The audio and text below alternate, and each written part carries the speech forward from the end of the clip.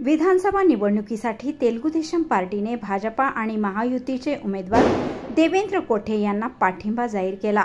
याबाबतचे पत्र तेलुगू देशम पार्टीचे अध्यक्ष तिप्पण्णा गणेरी आणि पदाधिकाऱ्यांच्या हस्ते उमेदवार देवेंद्र कोठे यांच्याकडे सुपूर्द करण्यात आले। तेलुगू देशम पार्टीचे राष्ट्रीय अध्यक्ष तसेच आंध्र प्रदेशचे लोकप्रिय मुख्यमंत्री एन चंद्राबाबू नायडू यांची भेट घेऊन सोलापूरच्या स्थानिक पदाधिकाऱ्यांनी चर्चा केली होती। शहरमध्ये विधानसभा मतदारसंघात तेलुगू भाषिक उमेदवार असल्याने त्यांना पक्षाचा पाठिंबा द्यावा अशी मागणी यावेळी तेलुगू देशम पार्टीच्या पदाधिकाऱ्यांनी मुख्यमंत्री एन चंद्राबाबू नायडू यांच्याकडे केली होती। यावेळी मुख्यमंत्री एन चंद्राबाबू नायडू यांनी भाजपा आणि महायुतीचे उमेदवार देवेंद्र कोठे यांना पाठिंबा देण्यास मान्यता दिली। त्यानुसार सोलापूर शहर मध्य विधानसभा मतदारसंघात देवेंद्र कोठे यांना पक्षातर्फे पाठिंबा जाहीर करण्यात आला।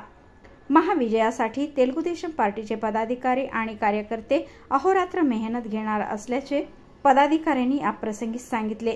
यावेळी अध्यक्ष गणेरी तिप्पण्णा, इंजामुरी जनार्दन, पोतू रामुलू, श्रीनिवास गोस्की, चिन्नराजू तिप्पण्णा, श्रीनिवास गणेरी, नागनाथ अक्कल, शंकर देवरकोंडा, नरसिंह कनकी, श्रीनिवास नंदल, बालकृष्ण मादम आदी टीडीपीचे पदाधिकारी उपस्थित होते।